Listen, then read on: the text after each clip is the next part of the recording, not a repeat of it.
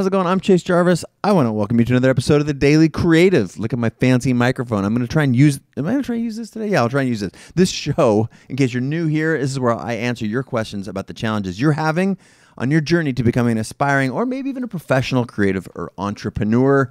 Finn, let's get into the questions. We know we got a couple of doozies today. Hey, Chase, it's super cool that you're doing this. This is Jessica Harwin, and Hi, I'm Jessica. 6 Days Design, 6 D-A-Z-E Days Design on Instagram and pretty much everywhere else. My question, how did you, or I guess you don't probably anymore, but how did you in the beginning deal with this kind of imposter syndrome feeling?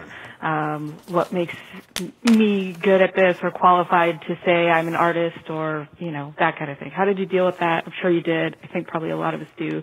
Anyways, looking forward to a reply. Thanks again for everything you do. Cheers. Awesome. I love this question. Thank you very much for asking it. I don't know a single, I have had this. I don't know a single one of my friends that hasn't dealt with this in some way, shape, or form. And even today, many of the most successful people that I know dip in and out of this. And if you don't know, I guess first thing is first to define what imposter syndrome is. Imposter syndrome is it's the idea that you've done a lot of the work, but you somehow don't deserve to be where you are. Or Finn, you were saying something. You've earned your way there, but yet you feel like you don't deserve it. Yeah, you've actually earned yourself the right to be there, but for some reason you don't feel like you've earned it. You've tricked the system, or you're, oh my God, how did I just end up here? And so first and foremost, like, look at me. You're worth it. You're good enough right now to do anything you want to do in your life.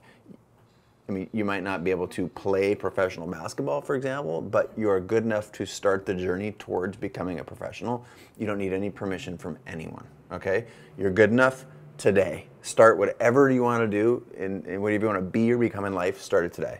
It's the most important thing. It comes from here. Now, I also believe deeply that, there's a great blog post. I'm going to pull this up in just a second, but you have to own the title. You have to decide, like, no one's going to give you some title. You have to take the title. I am a photographer. I am a designer. I am an entrepreneur. And it's best backed up by the actions and the activities in the life that lead that. But you have to claim it. Actually, what's that blog post? This is gonna be worth it. Hang on one second here. So, all right, this is worth it. This is worth me typing. Okay, it's on the this blog, CreativeLive blog, Own Your Title, Why It's Time to Call Yourself an Artist. It's been shared 4,400 times. First of all, I want you to go check that out, okay? Own Your Title, Why It's Time to Call Yourself an Artist. So again, only you can give yourself your title. You have to take it and own it, okay? Second of all, it doesn't just like, one day it just goes away and you never have it again. It comes and goes as your career grows and ebbs and flows. It will come back, and it will come back to haunt you. So creating a narrative in your mind that will help you turn that off. And that is, I'm good enough. I'm doing the best that I can. You can't actually get somewhere. There are so many checks and balances, not to mention this is just how literally the universe works. You can't actually get somewhere you weren't supposed to be.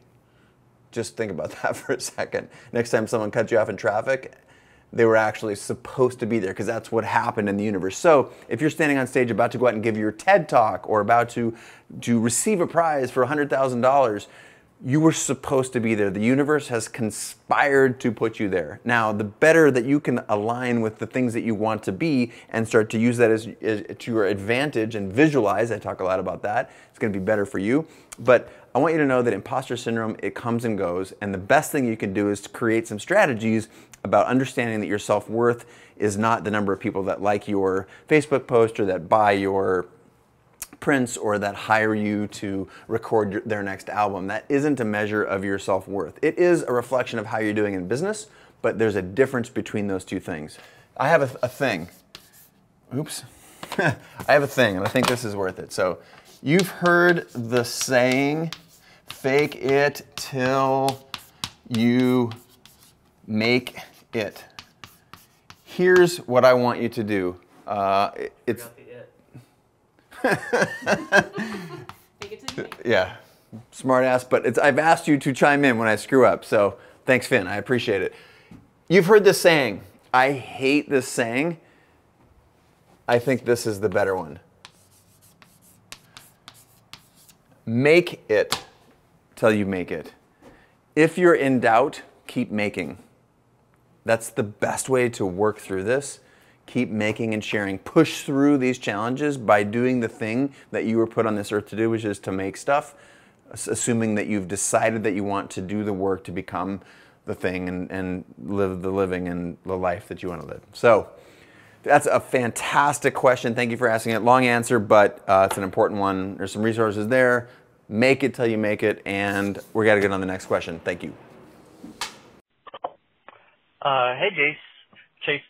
My name is Eric Lovato, and Eric. At Eric Lovato Photography on Instagram. Welcome to the show, Eric. My question to you is, I'm currently a music photographer here in my town, shooting kind of alternative, the punk scene, and I recently kind of struck a deal with one of the bigger venues here in town to kind of give me all access to all their shows. Okay. But it's more of a trade situation.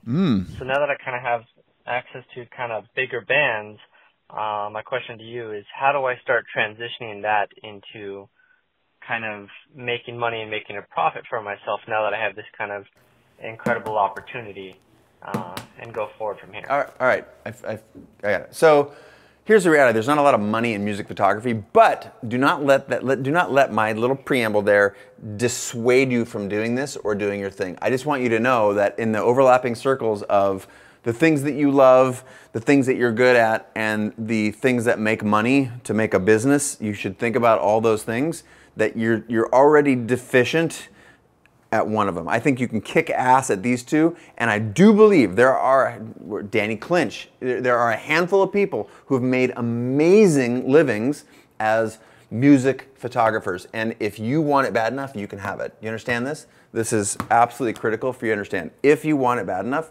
you can take it, okay? So, but you have to take it, you have to claim it, you have to do all the work. I'm not gonna go into whether you can or you can't. I'm gonna prescribe what I think is your course of action. Take the club up on their offer for all access. Shoot the shit out of it. Put your own signature style. What are you gonna do that's different, not just better than all of the other music photographers? How are you going to get to know the bands and the managers of the bands and the labels? What can you do? This is the other 50%. A, you have to be badass at your craft. There's no question about it. And that's the better, not different, make amazing pictures. The other part is, what's the other 50%? You're nodding. Remember that video? It was a good video called The Other 50%. If you are wondering, that's a great video. I want you to go look it up. The other 50% is promotion. It is figuring out the angles that other people aren't figuring out. Can you sell them prints? Can you connect with their manager and the manager connect with the label and the label connect you with someone who actually has money for you to shoot the album cover for their next album? How can you be likable, easy to work with? How can you differentiate yourself on a personal level? Because that has it's a huge part of music photography, is actually being a part of the scene. So are you in the scene? And if so, that's a great start, but that's not going to get you there. So I think you're also going to be forced to find ways that are not down the middle of the road. The industry has changed a lot. There are so many people willing to work for so little in that industry in particular, that if you want to make a great living, I would also spend some time thinking about how to leverage that into other aspects of music photography. Can you work for Rolling Stone? Can you work for Drummer Magazine? I don't know. Give me some more music. Drummers World, Modern Drummers. He wants to work for alternative press. You want to work for Alternative Press magazine. So be a staff photographer because you got unfair access. Make an amazing portfolio. Shop the shit out of that portfolio. Try and have some commercial clients. If you have this amazing portfolio, maybe you can get represented by a a kick-ass New York agent, and in the process they are showing your stuff to Samsung, who is then trying to hire someone to create an advertising picture of a big music venue scene with some rock star, like Radiohead is on stage or something. So you're gonna have to think very commercially as you orient around the music scene in order to make enough money to live and to thrive. Now, I cautioned you that that's very hard to do, but if you want to do it, God damn it, I believe you can. Speaking of that, I'm going to wrap the show. If you want your questions answered by me, my body of knowledge, the knowledge that I've gained from making a living in life in the last however many years, from my pool of friends, from the internet, please send me your question. Call it in at 802-962-4357. That's 802-962-HELP. If you're international, put a 1 plus that number and I will get your message. Leave a lengthy message, a detailed question, and I'm super psyched to answer your questions. If I haven't told you, I love this. I love you guys for exposing yourself and being vulnerable, and I love answering your questions, and we're just getting started. That's it. That was kind of cool.